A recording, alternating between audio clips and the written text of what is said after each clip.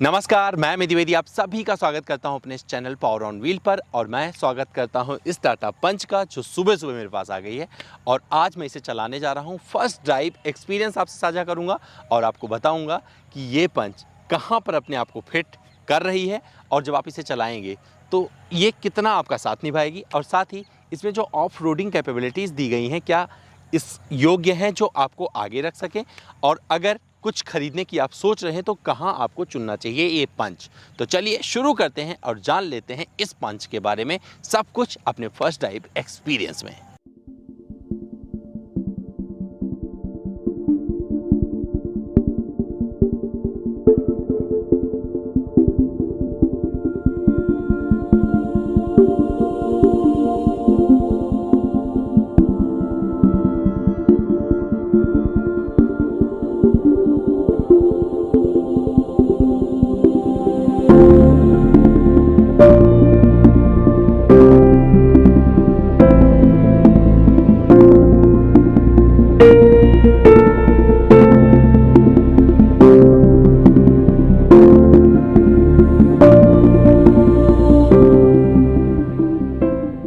SUV के इस ज़माने में हर कोई एसयूवी की ही चाहत रखता है। तो यहाँ पर भी आपको एक बोलते हैं माइक्रो एसयूवी सेगमेंट में इसे इंट्रोड्यूस किया गया है। तो यहाँ पर क्या क्या चीज़ें सामने मिलती है, तो सबसे पहले चाबी देख लीजिए। और चाबी जब आप ऑन करेंगे तो ये देखिए ये ऑन होता है, तो क्या है DRL इसका ऑन हो जाता है। और यहाँ पर प्रोजेक्टर, हेडलैम्प, हेलोजन बल्ब के साथ में एक पूरा सेटअप इसमें दिया गया है जो कि बहुत अच्छा लग रहा है। ये वाला जो हेलोजन बल्ब वाला पार्ट देख रहे हैं ये हाई बीम पर काम करता है, तो यहाँ पर दे दिया गया है और ये बहुत ही खूबसूरत भी लग रहा है। ये देख रहे हैं यहाँ पर हेलोजन बल्ब मिल रहा है, जब आप हज़ार्ड लाइट ऑन करते हैं तो यहाँ पर ये जलना शुरू हो जाता है। और जब आप नीचे देखेंगे तो आपको हेलोजन बल्ब के साथ ही ये मिल जाता है लैम्प और ट्राई एरो इसके आपको नीचे बम्पर पर मिल जाएगा जो कि बहुत अच्छा लग रहा है। और साथ ही यहाँ पर भी आपको ट्राई एरो मतलब पिलर की तरह इसके लगता है कि बोनट को का हिस्सा इसने संभाल के रखा हुआ, तो ये पूरी चीज़ें यहाँ पर डिज़ाइन में मिलती हैं। और ये इसके अगर आप ग्रिल पर बात करेंगे तो टाटा का लोगो मिल जाएगा, पियानो ब्लैक फिनिश है और यहाँ पर एक ये छेद मिलने वाला है। तो इसका मतलब समझ लीजिए यहाँ पर हॉर्न लगाया गया है। देख लीजिए हॉर्न तेज़ी के साथ जाए तो हॉर्न सुना भी दूंगा, देख लीजिएगा किस तरीके से आपको पसंद आता है या नहीं।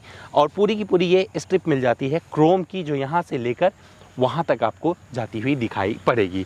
तो ये कुछ चीज़ें थी जो इसके डिज़ाइन एलिमेंट में डालने की कोशिश की गई हैं। हो सकता है आपको पसंद आए, हो सकता है आपको पसंद ना आए, लेकिन जिस सेगमेंट में इसे इंट्रोड्यूस किया गया है और जिस बजट को टारगेट किया गया है मुझे इससे कोई शिकायत नहीं है। साथ ही यहाँ पर आपको लाइनिंग मिल जाती है बोनट पर, दो, एक उस तरफ जाती हुई एक इस तरफ आती हुई। तो ये भी इस डिज़ाइन कैरेक्टर को उभारने की कोशिश करता है और टाटा काफ़ी मेहनत कर रहा है अपने डिज़ाइन पर और लोगों को टाटा का डिज़ाइन पसंद आ रहा है। और यहाँ पर भी एक बार उसने फिर से प्रूव कर दिया है। आपको वाइपर इस अंदाज में मिलेगा, हालांकि कैसे काम करता है अभी एग्जैक्टली नहीं पता, बारिश वारिश में कभी जिक्र करेंगे क्योंकि लॉन्ग टर्म रिव्यू जब करेंगे ना तब वहाँ पर आपको बहुत सारी चीज़ें करके बताएंगे। लेकिन एंटीना आपको यहीं पर मिल जाता है। तो ये ड्यूअल टोन कलर है और आपको रूफ जो मिल रहा है ब्लैक मिल रहा है और नीचे ये वाला आपको कलर मिल जाता है। तो अब क्या करते हैं, दिखाते हैं आपको इसका साइड प्रोफाइल, वहाँ पर क्या क्या चीज़ें मिलती हैं, फिर रेयर देखेंगे, फिर चलेंगे अंदर बैठेंगे और फिर ले चलेंगे इसे बढ़िया सी ड्राइव पर। तो आइए आपको दिखा देते हैं 3827 मिलीमीटर लंबी इस पंच के प्रोफाइल को, साइड प्रोफाइल को, और आपको दिखाता हूँ क्या क्या चीज़ें मिल जाती हैं। तो पंच का रियर डोर इस तरह से खुलने वाला है, मतलब जैसे चीते होते हैं आपने देखा होगा, तो इस तरीके से पंजा लगाते हैं तो यहाँ पर मिल जाएगा। बहुत सारी गाड़ियों में, मतलब शुरू में बीट में देखा था और अब यहाँ पर ही मिलने वाला है। और जब आप ये दरवाज़ा खोलेंगे तो यहाँ तक खुल रहा है। तो अभी इसको मैं बाद में खोल के दिखाता हूँ कि कितना खुल जाता है, लेकिन सबसे पहले ऊपर बात कर लेते हैं। तो यहाँ पर आपको रूफ रेल मिल जाता है और साथ ही इधर देखिए रिक्वेस्ट सेंसर मिल जाएगा। जब आप अंदर जाना चाहेंगे, चाबी आपके पास होगी तो चाबी को ऑन करने की ज़रूरत नहीं, आप डायरेक्ट प्रवेश कर सकते हैं इसमें। ये ORVM जो कि पियानो ब्लैक फिनिश का दिया गया है, इस पर आपको टर्न इंडिकेटर मिल जाते हैं और नीचे के साइड में आपको हल्का प्लास्टिक मिलने वाला है।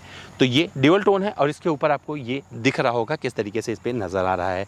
साथ ही इसके गाड़ी के चारों तरफ आपको ये क्लैडिंग मिलने वाली है, पूरी प्लास्टिक की है यहाँ से लेकर वहाँ तक, और गाड़ी के चारों तरफ परिक्रमा लगा रही है।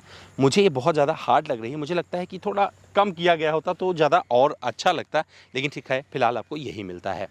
190 मिलीमीटर का ग्राउंड क्लियरेंस है। जब थोड़ा सा ऑफ रोडिंग करेंगे वहाँ पर इसकी चर्चा करेंगे किस तरीके से साथ निभाता है। और अगर इसके व्हील की बात करें तो आपको बता दूँ इसमें अपोलो के टायर फिलहाल मुझे दिख रहे हैं जो लगाए गए हैं, और जो ये टायर है जो इस टायर का प्रोफाइल है वो भी आपको मैं बता देता हूँ। 195/60R16 का है और ये डायमंड कट एलॉय दिए गए हैं जो कि ड्यूअल टोन है, मुझे अच्छे लग रहे हैं। यहाँ से मुझे कोई शिकायत नहीं है। अब क्या करते हैं, लिए चलते हैं आपको रियर में और वहाँ बताते हैं कि इसका रियर कितना दिलचस्प है। तो आइए दोस्तों आपको दिखा देते हैं इस पंच का रियर। तो यहाँ पर पीछे आपको पंच लिखा मिल जाएगा, मतलब यहाँ पर पंच नज़र आने वाला है। इस जगह पर वोकल फॉर लोकल मिल जाएगा, स्टॉप माउंट लैंप यहाँ दिया गया है, डिफॉगर मिल जाता है और साथ ही ये रियर वाइपर यहाँ पर मिलेगा। और जो ये सेटअप मिल रहा है टेल लैंप का पूरा एलईडी है, लेकिन बीच बीच में आपको हैलोजन बल्ब का भी इस्तेमाल मिलने वाला है। मुझे बहुत ही खूबसूरत लगा और यहाँ पर भी ट्राई एरो, क्योंकि जो कॉन्सेप्ट है टाटा का वो यहाँ पर भी आपको नज़र आने वाला है। बहुत बड़ा आपको ये बम्पर मिलने वाला है, प्लास्टिक है पूरा यहाँ पर यूज़ किया गया है। और यहीं पर आपको मिल जाते हैं 1 2 रियर पार्किंग सेंसर। तो ये भी आपको अच्छा जमने वाला है इसमें। और जिस तरीके से इसका अंदाज़ है ये आपको पसंद आए या ना पसंद आए ये आपको डिसाइड करना है, लेकिन मुझे इस तरीके से दिख रहा है जो आपको हूबहू आपको बता दे रहा हूँ। और यहाँ पर आपको रियर पार्किंग कैमरा मिल जाता है टाटा के लोगों के ठीक नीचे, तो आपको देखना पड़ेगा कि कहाँ पर दिया गया है। अब क्या करता हूँ, मैं इसे खोल देता हूँ और जब आप इसे खोल देंगे तो यहाँ पर क्या मिलने वाला है, पार्सल ट्रे मिल जाएगा। देख लीजिए, ऊपर ये लगा दीजिए, मैंने निकाल दिया था बट आपके लिए मैं लगा देता हूँ। तो पार्सल ट्रे यहाँ पर मिल जाएगा और साथ ही इतना बड़ा बूट मिल जाता है। ध्यान से देख लीजिए इस बूट में कितना सामान रखने की आपको जगह मिलती है। तो ये यहाँ पर आपको अच्छा लगने वाला है इस गाड़ी में, क्योंकि जो अंदाज़ है प्रीमियमनेस का वो छोटा छोटा सा टच करने की कोशिश की गई है, यहाँ पर देने की कोशिश की गई है। और जब आप इसे खोलेंगे तो इसके नीचे आपको स्पेयर व्हील मिल जाएगा जो कि 1 इंच छोटा अमूमन मिलता है स्टील का, तो यहाँ पर भी आपको मिल जाएगा। और साथ ही टायर इन्फ्लेटर यहाँ पर इस गाड़ी के साथ आने वाला है, साइड में लगा के दे दिया है कंपनी ने, तो कहीं पंचर वंचर हो जाए तो दिक्कत नहीं होनी चाहिए आपको, तो उसका ध्यान रखा है। तो आइए एक चीज़ और दिखाता हूँ आपको जो कि मैं हर गाड़ी में दिखाता रहता हूँ। तो क्या इस सीट को फोल्ड कर सकते हैं या नहीं? जी हाँ, इस सीट को आपको पूरा फोल्ड करने की आज़ादी मिल जाती है, जितना आप फोल्ड करना चाहें ये कर सकते हैं। आगे बैक रखा है तो तुरंत नहीं दिखा पाया, लेकिन ये मैं शॉर्ट में डाल दूंगा तो आपको नज़र आ जाएगा। तो ये सारी चीज़ें यहाँ से रियर से आपको मिल जाती हैं।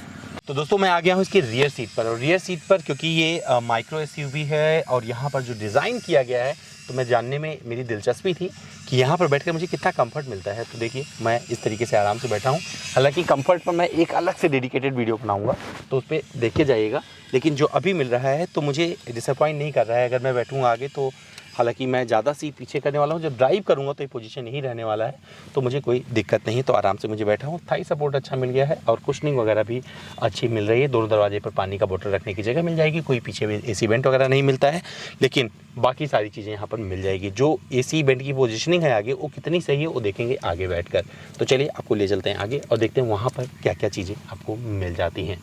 तो दोस्तों इसके मैं फ्रंट सीट पर आ गया हूँ और जो जो चीज़ें मुझे नज़र आ रही हैं वो मैं आपको बताता हूँ। और हालांकि इसमें जो फीचर्स और दिए गए हैं मैं उसका एक लिस्ट डाल दूंगा, तो आप पढ़ सकते हैं कि क्या क्या इसमें मिलते हैं, क्योंकि बहुत सारे फीचर्स इसमें टाटा ने देने की कोशिश की है टाटा ने, तो वो मिल जाएगा। लेकिन आपको बहुत जगह पर कॉस्ट कटिंग नज़र आने वाली है। तो यहाँ पर भी ये जो बल्ब मिल रहा है ये हैलोजन बल्ब वाला है, तो ये थोड़ा सा गर्म सा लगता है पुराने अंदाज़ का है। अगर एलईडी होता तो ज़्यादा अच्छा रहता है। यहाँ पर सन वाइज़र पर कुछ नहीं मिलता है, कोई मिरर नहीं मिलेगा, और इस पर आपको वेंटी मिरर भी मिल जाता है। हेडरूम मुझे अच्छा मिल रहा है, मुझे इससे कोई तकलीफ़ या शिकायत नहीं है।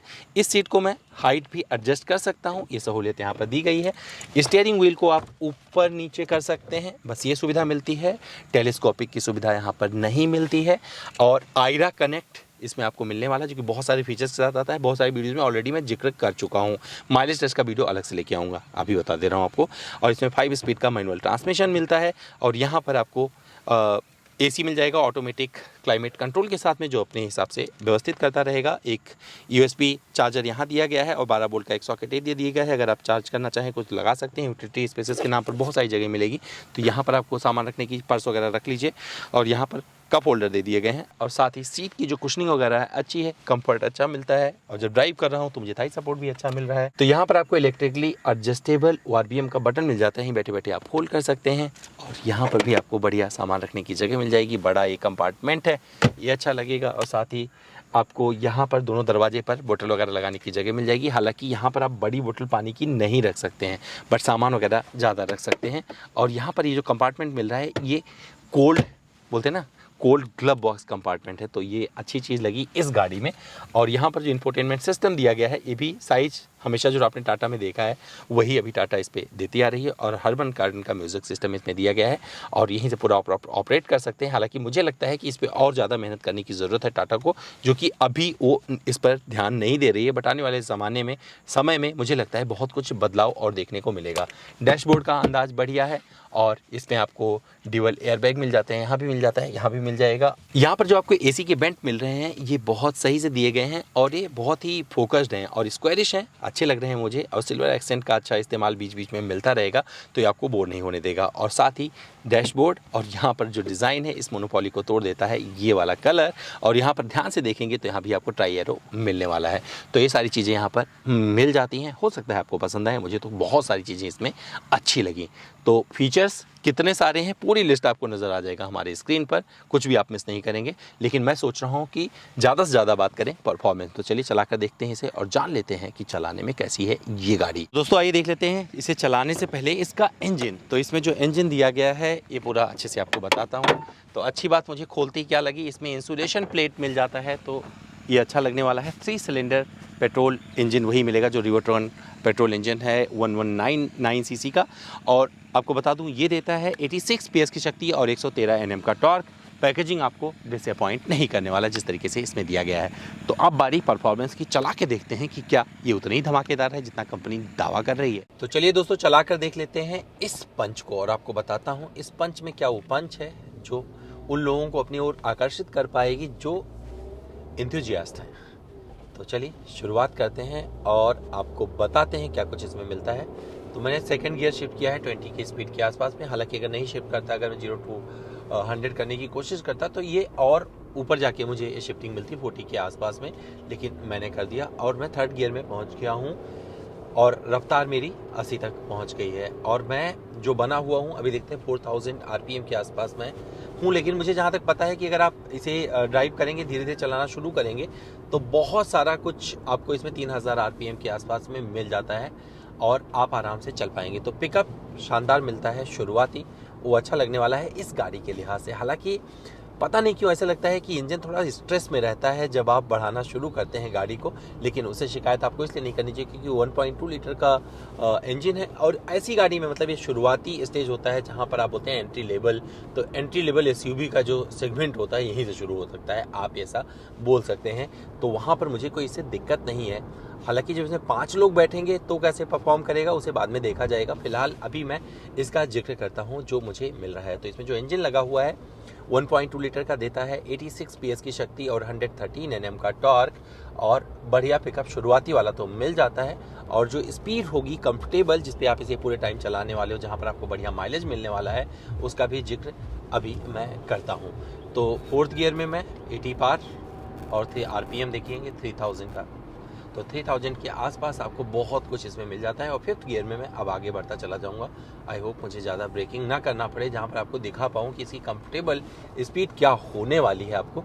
तो अभी जो मुझे नज़र आ रहा है कि 80 पर चला रहा हूँ मैं, तो 80 से 100 के बीच में मुझे एक स्टेबिलिटी इस गाड़ी में दिख रही है। और RPM बैंड भी बहुत ज़्यादा नहीं रहने वाला है। अगर मुझे थोड़ा सा कंसिस्टेंट, क्योंकि सुबह का टाइम है, यहाँ पर ट्रैफिक बहुत ज़्यादा होता है तो आप कंसिस्टेंटली ड्राइव नहीं कर सकते हैं।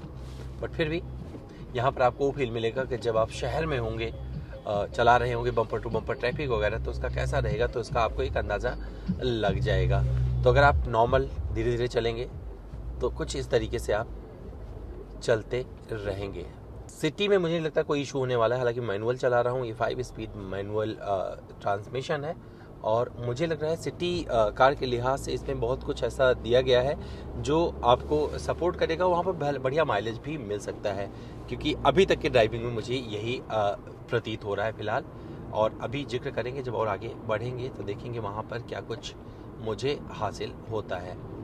तो माइलेज भी देखते हैं इस पर कितना अभी नज़र आ रहा है। तो जो इंस्टेंट फ्यूल इकोनॉमी है 0 to 30 के बीच में दिखा रही है और 15.8 किलोमीटर प्रति लीटर इसके MID पर अभी मुझे दिख रहा है। और अब थोड़ी सी लयबद्धता मुझे मिली है जहां पर मैं इसे आगे बढ़ा सकता हूं। तो 3000 RPM के आसपास जो बार बार मैं जिक्र कर रहा हूं, आपको बहुत कुछ मिल जाता है। खास करके इस गाड़ी का कंफर्ट आपको मिल जाता है। जब किसी गाड़ी को आप ओवरटेक कर रहे होंगे इस रफ्तार पर जहां पर अभी मैं चल रहा हूं, तो वहाँ पर थोड़ा सा आपको वेट करना पड़ेगा। ये नहीं कि पलक झपकते ही आपको आगे बढ़ा देगी। तो इसकी इसका जो सेगमेंट है, जो इसका इंजन है, उसके लिहाज से आपको जीना पड़ेगा और उसके साथ में तालमेल आपको बिठाना ही पड़ेगा। तो ये आपको ध्यान रखने की ज़रूरत होगी इस पंच के साथ में। तो पंच में आपको नाम तो पंच मिल जाता है, लेकिन यहाँ तक आते आते जब आप इसका कंफर्टेबल स्पीड ढूंढेंगे तो वो हो जाएगा 80 to 100। इसके ऊपर अगर आप हाईवे पे भी चलाएंगे तो बहुत कुछ आपको केबिन में आवाज़ सुनाई पड़ने लगेगी। ये मैं आपको अपनी तरफ से बता देता हूँ। लेकिन ये रफ्तार वो है जहाँ पर पूरी की पूरी जो सीमाएं हैं शुरू होती हैं, मतलब अनुशासन की जो सीमाएं हैं यहीं पर बांधी गई हैं। अगर आप वहाँ पर रहकर चलाएंगे तो आपको बढ़िया माइलेज भी मिलेगा और एक बढ़िया पंच भी मिलेगा। तो पंच के लिए इसको एक लिमिट में रख के चलाइएगा तो चालान भी आपके घर में कम आने वाला है। विजिबिलिटी की बात करें बाहर की, तो ये वाला जो है मुझे थोड़ा सा ज़्यादा लग रहा है, क्योंकि जब मैं इधर देखता हूँ तो मुझे कहीं ना कहीं वो थोड़ा सा बाधा उत्पन्न करता है। इसका ये पिलर क्यों कर रहा है, क्योंकि उतनी ज़्यादा मोटाई भी नहीं है इसकी, बट हल्का सा मुझे लग रहा है, क्योंकि मेरी हाइट के हिसाब से जब मैं बैठ रहा हूँ तो मुझे थोड़ा सा लग रहा है कि कहीं ना कहीं से ये मेरी, जब मैं कहीं कॉर्नरिंग कर रहा हूँ तो मेरे लिए ये ब्लाइंड स्पॉट क्रिएट करने वाला है। बाकी आपको बहुत मस्त विजिबिलिटी मिल जाती है। विंडो स्क्रीन बड़ा सा है, ORBM पर पीछे से आ रही गाड़ियाँ नज़र आती रहती हैं, बड़े बड़े ट्रक आपको दिख जाते हैं, छोटी छोटी गाड़ियाँ भी आपको पता चलती रहती हैं। IRBM परफेक्ट है। इसके अलावा अगर आप बैठकर एक्सेस करना चाहते हैं इसका इंफोटेनमेंट सिस्टम, तो ये तो छोटा है लेकिन आप आराम से एक्सेस कर पाते हैं। कूलिंग बहुत अच्छी है इसके AC की, ये भी बताना ज़रूरी है। और MID पर बहुत कुछ आपको एक्सेस मिल जाता है, तो ये आपको फील देता रहता है भैया कि ये प्रीमियम गाड़ी है। तो MID इसका मुझे अच्छा लगा है। और यहाँ पर आपको क्रूज़ कंट्रोल मिल जाता है। जब सड़कें खाली हों तो क्रूज़ कंट्रोल के सहारे आप बढ़िया माइलेज हासिल करते हुए आगे बढ़ सकते हैं। और जैसे ही आप 80 की रफ्तार पार करेंगे वहाँ पर आपको स्पीड अलर्ट का एक अलार्म भी मिल जाएगा। तो ये सारी चीज़ें तो सेफ्टी नॉर्म्स के तहत बहुत पहले आनी शुरू हो गई थी, अभी भी इस गाड़ी में आपको मिलने वाली हैं। लेकिन मुझे जो सबसे अच्छा लग रहा है इस गाड़ी में वो बता देता हूँ। तो मैं यहाँ पर चलाने में एक कमांडिंग पोजीशन में बैठा हुआ हूँ और मुझे आगे की विजिबिलिटी, मतलब मुझे ऐसे लग रहा है कि मैं SUV में बैठा हूँ, मुझे कोई दिक्कत नहीं है। और इस सीट को मैं अपने हिसाब से ऊपर नीचे कर सकता हूँ, ये मुझे और सही लगा। तो एक प्रीमियम फील मुझे तब मिला इस गाड़ी में जब मैं इसको चलाना शुरू किया। तो अगर थोड़ी बहुत आवाज़ आ रही होगी केबिन में तो आपको पता चल रहा होगा कि जो मैं अपना 80 to 100 बोल रहा हूँ कि इसकी आराम वाली रफ्तार होगी वो क्यों होगी, आपको अंदाज़ा लग जाएगा। लेकिन जब आप इसके ऊपर जाने की कोशिश करेंगे तो इंजन की आवाज़, मतलब सड़क की, क्योंकि ये केबिन वेल इंसुलेटेड है आपको बता दूं, तो सड़क की कोई भी आवाज़ आपको बहुत ज़्यादा अंदर नहीं सुनाई पड़ती है। लेकिन ये इंजन वहाँ से जब चीखना शुरू करता है ना, जैसे आप 120 के आस पास जाएंगे, 100 को पार करेंगे, तो वो इंजन की आवाज़ आपको अंदर मिलने लगेगी। लेकिन फिर मेरी बात ध्यान रखिएगा, जो रफ्तार है इसकी अच्छी वाली वो है क्रूज कंट्रोल पर डालिए 100 और इसे चलाते हुए आगे बिना कुछ किए बढ़ते रहिए, तो आपको अच्छा माइलेज मिलेगा और बढ़िया सा आपकी गाड़ी परफॉर्मेंस निकाल के देने वाली है। इस गाड़ी के सहारे आप ये नहीं सोच सकते कि भैया मैं फटाक से 200 की स्पीड कर लूँ, 140 160 पे चलूँ, तो कर तो सकते हैं 100%, लेकिन मुझे नहीं लगता कि वो जस्टिफाइड होगा इस पंच के साथ में। तो सबसे अच्छा पंच अब आपको पता चल रहा होगा कि कहाँ पे आपको मिलने वाला है। तो व्यावहारिकता के लिहाज से बहुत सारी चीज़ें मुझे इसमें अच्छी लगी हैं। क्रूज़ कंट्रोल मुझे बहुत ही अच्छे काम का फीचर लग रहा है। साथ ही जिस तरीके से इसमें आपको और चीज़ें मिल रही हैं, जो AC वगैरह है वो भी आपको सपोर्ट करने वाला है। ग्लव बॉक्स कंपार्टमेंट के साथ में यूटिलिटी स्पेसेस जितने दिए गए हैं वो बड़े काम के बन पड़े हैं इस पंच में। तो आपको पंच मिलने के कई सारे रीजंस मिल सकते हैं और पंच एंजॉय करने के बहुत सारे कारण मिल सकते हैं। अब बात करते हैं सस्पेंशन का। तो सस्पेंशन सेटअप मुझे इसका दुरुस्त लगा। और जब आप बहुत ज़्यादा अगर तेज़ रफ्तार पे कोई स्पीड ब्रेकर नहीं कुदाएंगे तो ये आराम से निकल जाएगी, लेकिन अगर आप फटाक से कहीं पे आक्रमण करेंगे तो आपको दर्द पता चल जाएगा आपकी पीठ में। आपको दिख रहा होगा जिस तरीके से मैं स्पीड ब्रेकर से लेके निकल रहा हूँ, तो मैं 20-25 की स्पीड पर जब निकाला तो बड़े आराम से बिना कोई झटका लगे गाड़ी पार हो गई। तो मुझे पंच की ये वाली बात बहुत अच्छी लगी है और आपको भी ये अच्छी लगने वाली है। क्वालिटी वगैरह गाड़ी की बहुत अच्छी है, क्योंकि टाटा अपने क्वालिटी के लिए जाना जा रहा है। खास करके जो बिल्ड क्वालिटी है उसे लोग बहुत पसंद कर रहे हैं और मुझे तो इस पंच में बहुत सारे पंच नज़र आए। हालांकि वो पंच जो परफॉर्मेंस वाला होता है वहाँ पर मुझे नहीं लगता कि मैं इसको बहुत सारे नंबर देने वाला हूँ, क्योंकि ये परफॉर्मेंस कार नहीं है। इसलिए मैं पहले ही क्लियर करता चलूँ कि मैं वहाँ पर अपनी जाके बात नहीं रखने वाला हूँ। अगर ट्रांसमिशन की बात करें तो आपको स्मूथ शिफ्टिंग मिलती है और वो अच्छी बात है इस गाड़ी की। और ब्रेकिंग की बात करें तो आपको बता दूं, ब्रेकिंग बाइट्स अच्छे से मिल जाते हैं और ये टायर अभी तक नहीं चीखे हैं। मैं चिखाने भी नहीं जा रहा हूँ, क्योंकि मैं इसको वहीं पे टेस्ट करना चाहता हूँ जिस सेगमेंट में इसको टारगेट किया गया है। तो ये मेरा ओवरऑल एक्सपीरियंस था, फर्स्ट एक्सपीरियंस इस गाड़ी के साथ। तो दोस्तों ये थी पंच, जिसको मैंने चलाया और अपना फर्स्ट ड्राइव एक्सपीरियंस आपसे शेयर किया। तो कुछ बातें निष्कर्ष के तौर पे आपको बता दूं, माइलेज अच्छा मिलने वाला है। तो लगभग 14 किलोमीटर प्रति लीटर का माइलेज मुझे हासिल हुआ है। आपको क्या मिलेगा, मैं एक डेडिकेटेड वीडियो बनाया है माइलेज पे, उसे आप देख लीजिएगा कैसे मैंने वो माइलेज अचीव किया है। और साथ ही जब आप इस सेगमेंट में कुछ अलग तलाशने की कोशिश करोगे, जहाँ पर आपको केयूवी नहीं खरीदनी है, इग्निस नहीं खरीदनी है, तो ये पंच सच में आपको अपनी ओर आकर्षित करेगी। डिज़ाइन अच्छा है, बिल्ड क्वालिटी लाजवाब है, आपको कोई दिक्कत नहीं आने वाली है और छोटे मोटे ऑफ रोडिंग कर सकती है। छोटे मोटे ऑफ रोडिंग का मतलब सिंपल सा फंडा होता है कि जब आप रास्ते में कहीं जा रहे होते हैं और वहाँ पर टूटे फूटे रास्ते आ जाएं, उसे पार कर जाओ, बस वहीं पर इसके ऑफ रोडिंग का काम पूरा हो जाता है। ये आराम से कर पाती है, ये अच्छा लगा मुझे। कुछ चीज़ें मुझे, क्योंकि इसके हर गियर में एक आपको आवाज़ सुनाई देती है, वो इंजन को कहीं ना कहीं से डिमोटिवेट करती है और वो मुझे पसंद नहीं आया। मुझे यही शिकायत अल्ट्रॉज में भी नज़र आई थी, लेकिन फिर भी ओवरऑल पैकेज अच्छा है। अगर आपको शहर में चलाना है, कोई गाड़ी बढ़िया माइलेज चाहिए, तो मुझे लगता है ये पंच आपको डिसअपॉइंट नहीं करने वाली है। तो दोस्तों उम्मीद करता हूँ ये सब कुछ आपको पसंद आया। फिर भी मुझसे अगर कुछ भूल हो गई है, कुछ छूट गया है, तो आप मुझसे आके मेरे इंस्टाग्राम पर पूछ सकते हैं। मेरा इंस्टा हैंडल है amit.dwivedi। सवाल करें, सारे जवाब ले जाएं।